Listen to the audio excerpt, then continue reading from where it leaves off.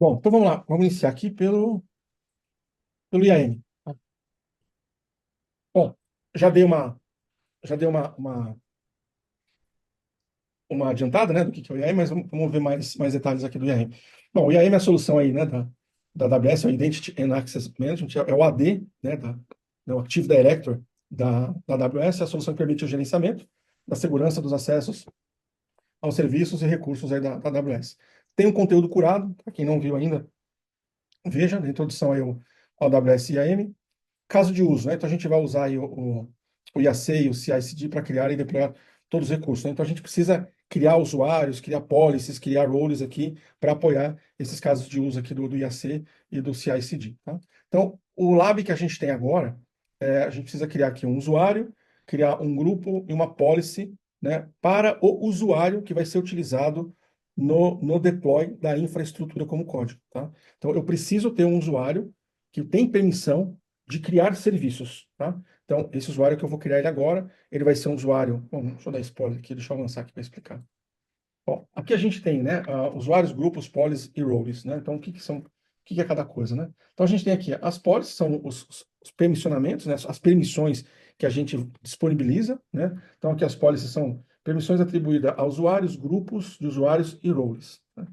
A gente tem aqui o próprio usuário, né? O usuário é a entidade que representa aqui uma pessoa ou um usuário de serviço, né? Ah, os grupos de usuários, né? Então, grupos aqui são um conjunto de usuários e tem policies vinculados a ele. Então, ao invés de eu criar um usuário e dar uma policy para ele, eu posso criar um grupo, dar uma policy para o grupo e todo usuário daquele grupo, né, recebe aquele permissionamento para poder efetuar aí as atividades.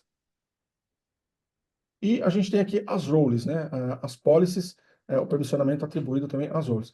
As roles são funções, né? Que elas são muito utilizadas em tempo de execução. Então a gente vai utilizar algumas coisas aqui. Então, em tempo de execução, quando a gente executa aquele serviço, ele assume uma role, né? Ele assume ali uma função que tem aquele permissionamento para poder fazer aquilo. Então, até uma recomendação da AWS, sempre que possível, você usar roles, né? Que são assumidas no momento da utilização do serviço, né? Fica mais fácil para gerenciar. E com relação aos usuários e às formas de autenticação, né, a gente tem aqui usuários de console. Então, por exemplo, esse usuário que eu estou aqui, ó, chamado admin, né, que é um usuário com perfil administrador, que eu expliquei que eu não uso o root, né?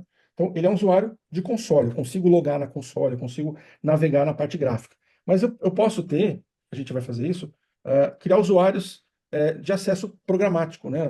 Acesso via API. Então, não é um usuário que tem acesso à console.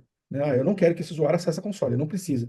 Ele precisa ser criado para eu utilizar ele invocando aí as APIs dos serviços da AWS. Tá? Então, existem esses dois tipos de usuário, tá? Usuário com acesso à interface gráfica, console, e acesso por API, tá?